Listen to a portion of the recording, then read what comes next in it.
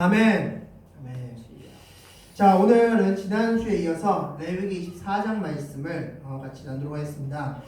자, 오늘까지 레위기 말씀을 같이 나누고 이제 다음 주부터는 이제 성탄절 특별 말씀으로 같이 나누고 내년 1월 둘째 주부터 다시 한번 레위기 말씀으로 이어서 말씀 나누겠습니다.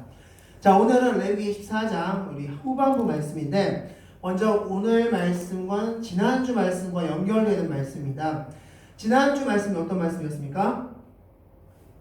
바로 성소에 대한 말씀이었죠. 네, 성소에 성소에 놓여져 있는 기구들 말씀하였습니다.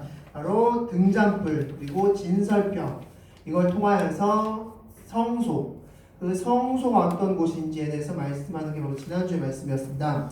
자, 지난주에 이렇게 말씀드렸습니다. 성소는 어떤 곳이라고 말씀드렸습니까? 한마디로 성소는 어떤 곳이다? 바로 구별되는 곳이다 라고 말씀드렸습니다. 즉 성소에 들어간다. 우리가 성소에 들어간다. 지난 구약시대 때 성소에 들어간다는 의미가 신약시대는 어떻게 적용되어 있냐? 내가 구별된 삶을 사는 것 자체가 성소에 들어가는 것이다 라고 말씀드렸습니다. 그래서 하나님과의 교제 가운데 사는 것이다. 이런 것이 지난주 말씀이었습니다. 오늘 이번 주 그 후반절 말씀은 하나님께서 이 구별된 삶을 사는 방법을 말씀하신 말씀입니다. 너희가 구별된 삶을 사는 데 있어서 이렇게 살아라 하면서 큰 두 가지 원칙을 말씀해 주신 말씀이다 라고 생각하시면 되겠습니다. 자, 말씀의 구조를 살펴보면 먼저 24장 1절부터 4절은 등잔대에서 말씀하고 있고 5절부터 9절은 진설병 10절부터 23절 오늘 말씀은 신성모독에 대해서 말씀하고 있습니다. 레위기에는 크게 스토리가 담겨져 있는 레위기하면 거의 대부분 딱딱한 어떤 법 이야기가 많은데 스토리가 담긴 본문은 크게 레위기에서 두 군데를 찾아볼 수 있습니다. 가장 첫 번째는 어디일까요? 우리가 너무나 잘 알고 있는 스토리인데 레위기 10장에 나와 있는 나답과 아비후의 죽음.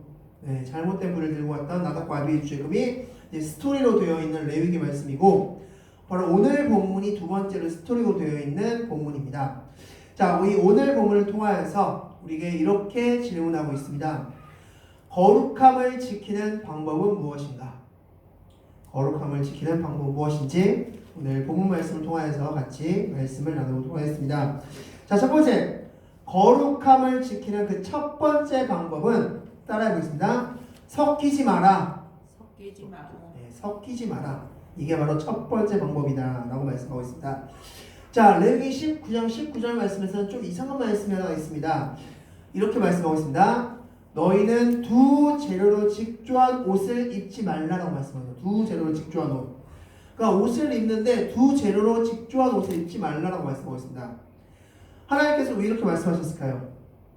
하나님께서 먼저 패션에 대해서 말씀하고 싶으셔서 이렇게 말씀하셨을까?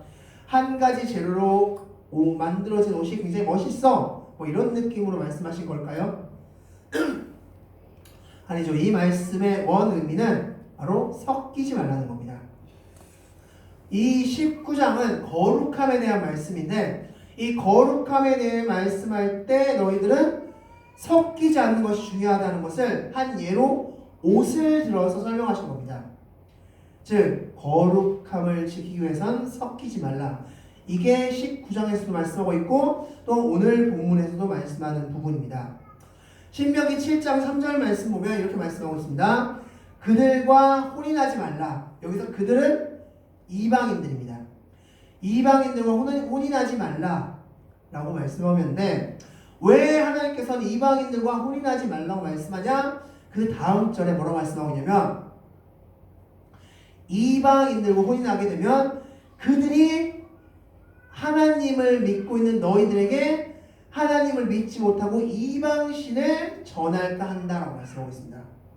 즉 하나님을 믿는 이스라엘 백성들이 이방신과 결혼하면 자연스레 이방 민족이 믿고 있었던 신들 그 우상들을 자연스럽게 접하게 되고 그 우상 쪽으로 갈 수 있다. 그렇기 때문에 너희들은 이방인들과 결혼하지 말라라고 말씀하고 있다는 것입니다. 자, 그럼 이제 오늘 본문 말씀을 같이 보겠습니다. 우리 10절 말씀 다 같이 한번 읽겠습니다. 10절이면 오늘 14장 10절 말씀 다 같이 읽겠습니다. 시작! 이스라엘 자손 중에 그의 어머니가 이스라엘 여인이요 그의 아버지는 애굽 사람인 어떤 사람이 나가서 한 이스라엘 사람과 진영 중에서 싸우다가. 아멘. 자, 오늘 말씀에서는 TMI라고 볼 수 있는 정보들이 많이 있습니다. 싸웠다고 합니다. 싸웠는데, 근데 그 싸운 대상자의 가족에 대해서 소개하고 있습니다. 어떤 가족이냐? 어머니는 유대인이고 아버지는 애굽인이다라고 말씀하고 있습니다. 자, 왜 성경은 굳이 이 싸운 사람, 이들의 가족 상황을 우리에게 소개하고 있을까요? 바로 이방인과 결혼한 사람에 대한 한 샘플로서 우리에게 말씀해 주고 있는 겁니다. 그걸 통해서 신앙의 혼동이 올 수 있음을 하나의 스토리를 통해서 말씀해 주고 있는 게 바로 오늘 본문이다 라고 말씀할 수 있습니다. 에스라 10장 말씀은 이 에스라가 종교 개혁을 일으킨 다음에 이러한 일을 말씀하고 있는데, 이 에스라 10장은 어떤 스토리냐? 바로 이방 여인과 결혼했던 사람들이 이제 혼인을 깨는 그런 스토리가 담겨져 있습니다. 자, 어떤 스토리냐? 이제 포로 귀환, 바벨론에서 포로로 귀환합니다. 총 3번에 걸쳐서 귀환하게 되는데, 그 3번에 걸쳐서 귀환할 때 첫 번째가 이제 수룹바벨의 지도하에 1차로 귀환하게 됐고, 그리고 두 번째가 에스라의 통치하에 2차로 귀환합니다. 그 1차로 귀환함과 2차로 귀환함 그 사이에 가운데 어떤 일이 있었냐? 1차로 귀환했던 사람들이 이방 사람과 결혼한 것입니다. 자, 무슨 이야기냐?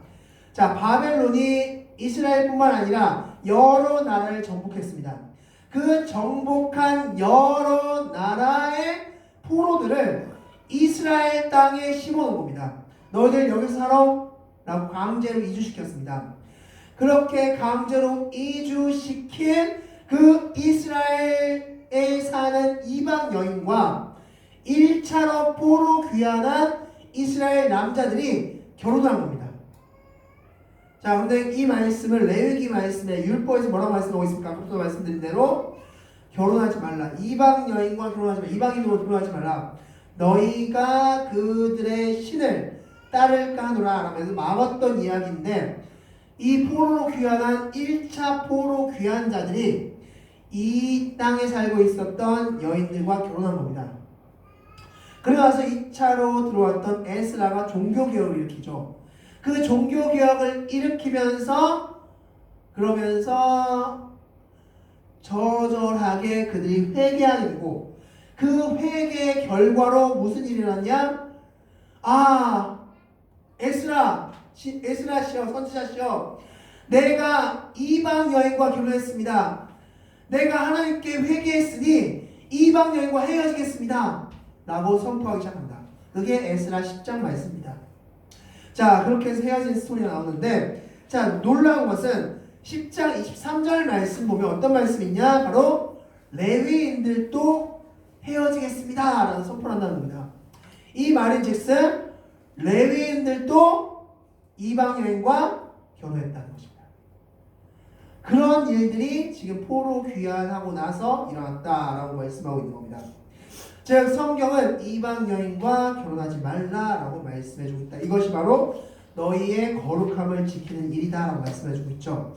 자, 이렇게 해서 다시 스토리 돌아가면, 오늘 본문으로 돌아가면, 자, 10절 말씀에서 유대인 여자와 이 애굽 남자가 결혼해서 한 아이를 낳았는데, 그 사람이 이제 진영 안에서 뭔가 다툼이 일어났다라고 말씀하고 있는 것입니다.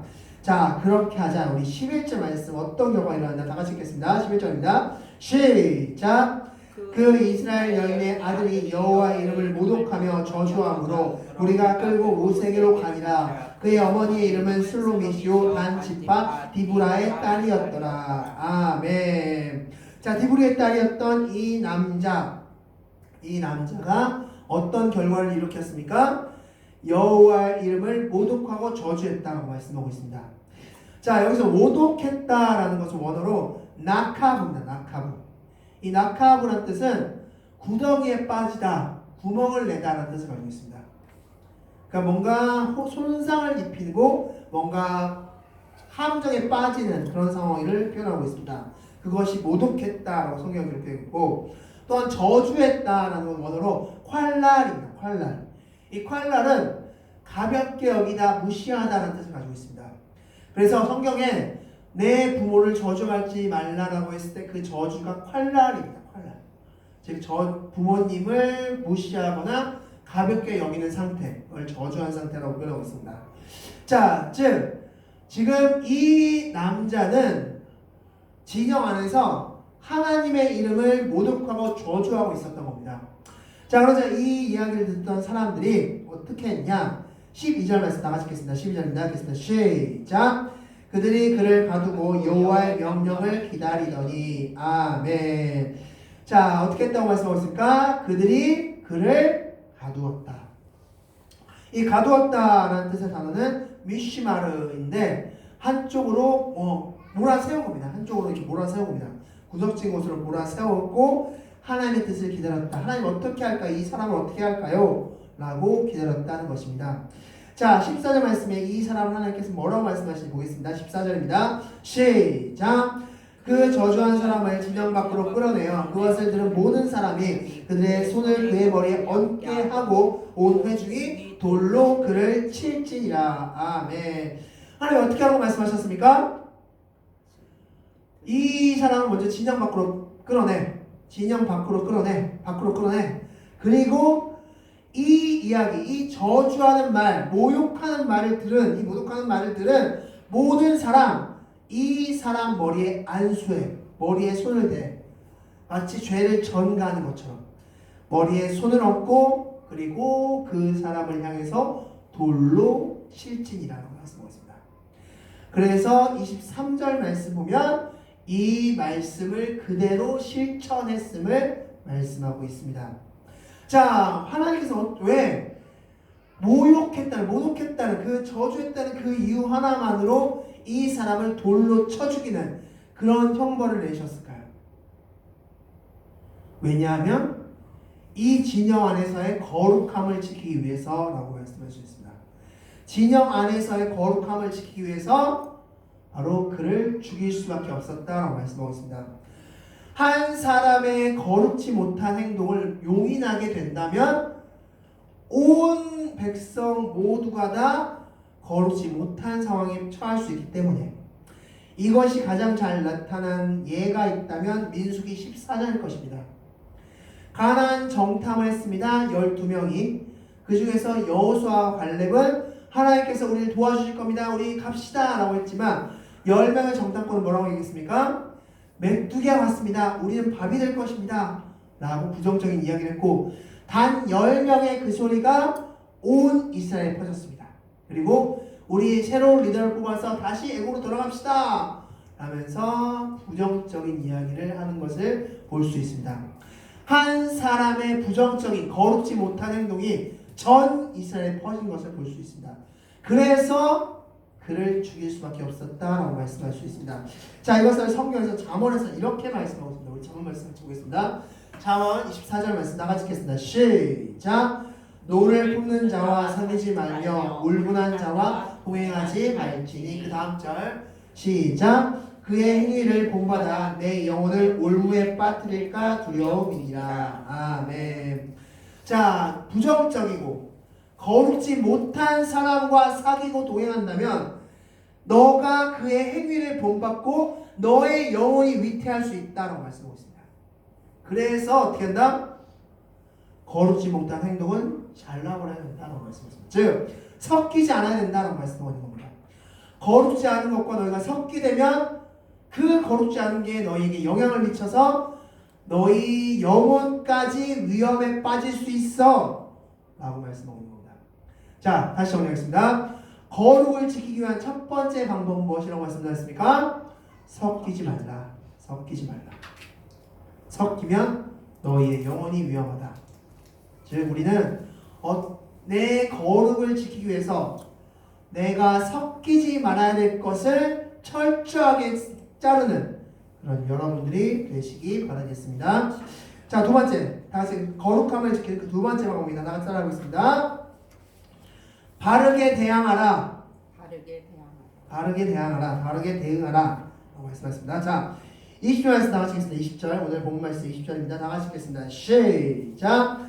상처에는 상처로 눈에는 눈으로 이에는 이로 갚을지라. 남에게 상해를 입힌 그대로 그에게 그렇게 할 것이며. 아멘. 자, 많이 들었던 말씀이죠. 많이 들은 말 겁니다. 눈에는 눈, 이에는 이. 동해복수법이라고 불리는 법입니다. 이 법에 가장 많이 알려진 것이라고 한다면 함무라비 법전일 것입니다.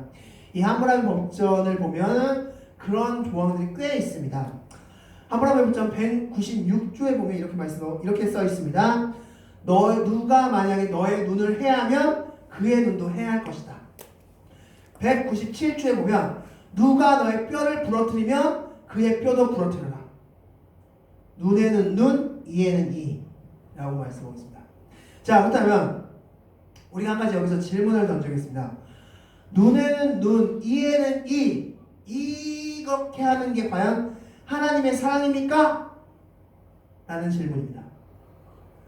하나님, 눈에는 눈, 이에는 이렇게 하는 것 자체가 하나님의 사랑 맞습니까? 하나님의 말씀과 어울리지 않는 것 같습니다. 라고 생각할 수 있습니다. 만약 누군가가 여러분에게 이렇게 질문한다면 여러분 뭐라고 대답하시겠습니까?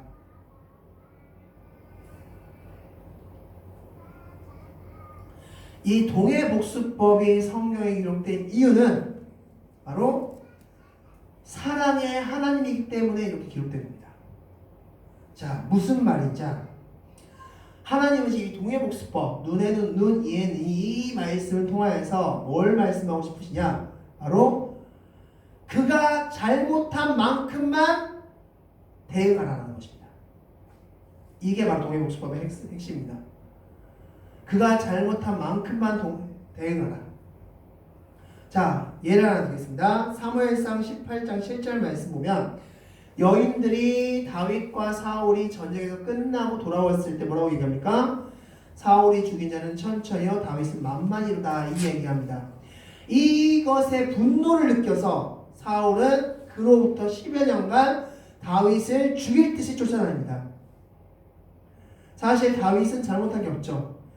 눈에는 눈, 이에는 이라는 원칙에 기반했을 때 다윗은 이런 10여 년의 수모와 어려움을 겪지 않아도 됐습니다. 침을 질질 흘리는 모욕을 하지 않아도 됐습니다. 근데 그가 그렇게 한 이유는 무엇입니까? 사울이 눈에는 눈, 이에는 이로 대응하지 않고 자신의 복수심과 자신의 분노심에서 대응했기 때문입니다. 그걸 지금 말하고 있는 겁니다. 성경은. 너희들 누가 잘못했을 때 분노심과 너희들의 그 잘못된 분노함에 따라서 대응하지 말라라고 말씀하고 있는 겁니다. 너희들의 성격에 따라 분노함에 따라서 대응하지 말고 정확히만 대응해라라고 말씀하고 있는 겁니다. 이런 예를 들 수 있을 것 같습니다. 한 아이가 늦게 들어왔습니다. 원래 8시까지 들어오기로 했는데 10시에 들어왔습니다. 2시간 정도 늦게 들어왔습니다. 그러면 부모님은 그것에 대해서 어떻게 대응해야 됩니까? 2시간 늦은 것만 대응하면 됩니다.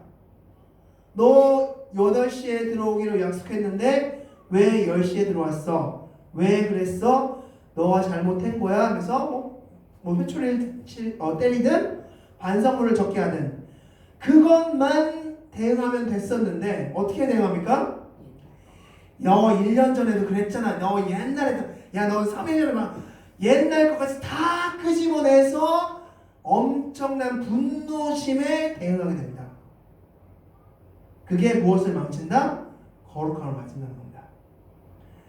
하나님 믿는 그 자녀로서의 거룩함을 너희가 망치고 있다라고 말씀하는 겁니다.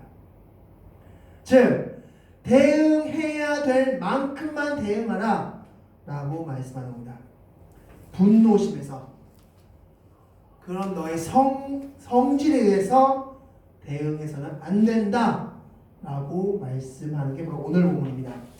자, 요즘에 콘텐츠, 요즘에 보여지는 드라마라든지 영화라든지 OTT 영상이라든지 그런 모든 것을 봤을 때 가장 요즘에 핫한 주제가 있습니다. 무엇입니까? 바로 사적 복수 아닐까 싶습니다. 즉 사적으로 누군가가 잘못한 것을 복수한다. 그런 컨텐츠들이 드라마나 영화나 OTT나 그런 게 주제가 넘쳐나고 있습니다. 지금. 그리고 그런 것들이 많은 사람들이 보고 있고 환호하고 있습니다. 왜 그럴까요? 즉 형벌을 내렸음에도 불구하고 그 형벌이 그 사람이 잘못한 만큼 내려지지 않는다고 판단되어지기 때문에 이 지금 상황이다. 그래서 그런 컨텐츠들을 보는 것 같습니다. 즉 눈에는 눈, 이에는 이 그런 대응이 안 되고 있다라고 판단되기 때문에 그런 것 같습니다.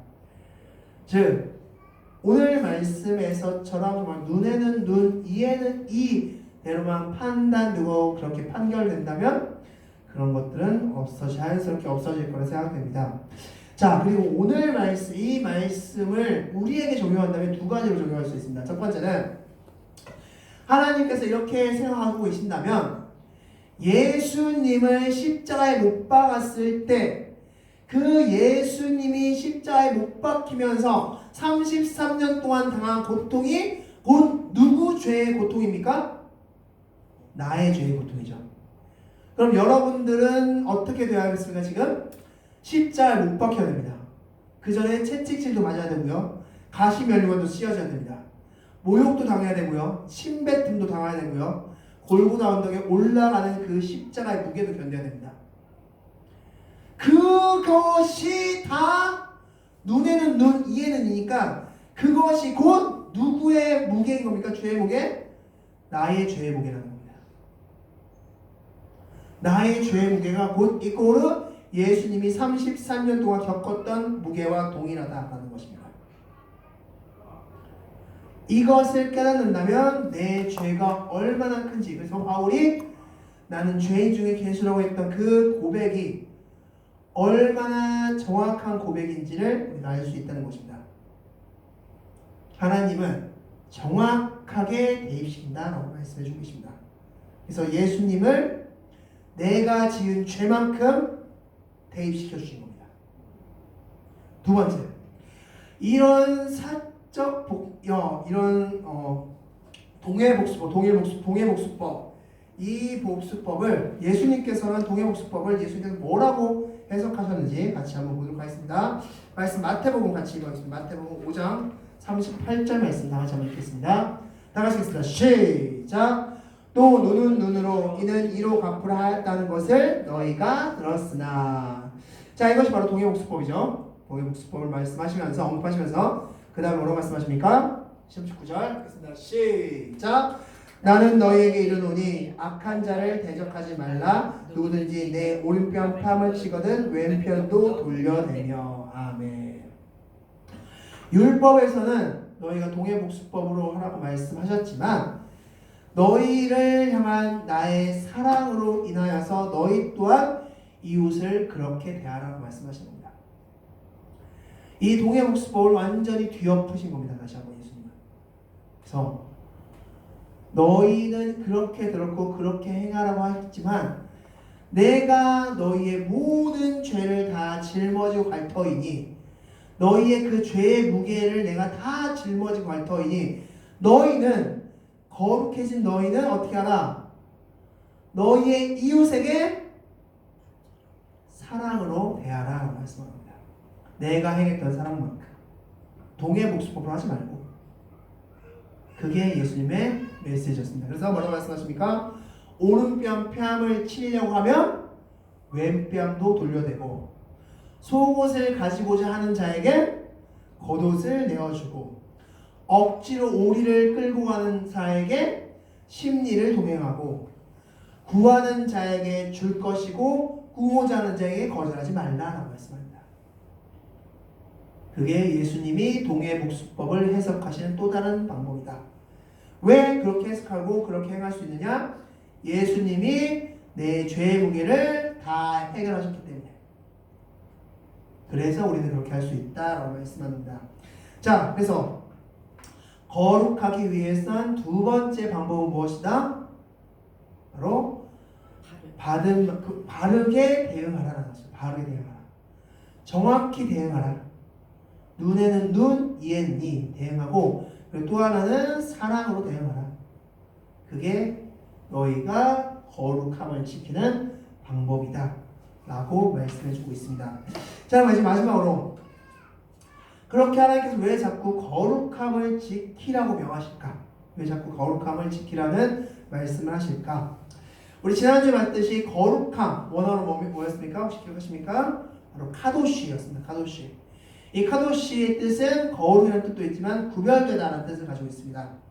자, 하나님은 우리를 구별시키려고 하신 겁니다. 왜 구별시켜야 됩니까? 우리를? 죄 때문에. 죄가 있기 때문에 우리를 구별시키신 겁니다. 자, 말씀을 통해서 보면 창세기 2장 3절 말씀 우리 다 같이 한번 읽겠습니다. 창세기 2장 3절 말씀 다 같이 읽겠습니다. 시작!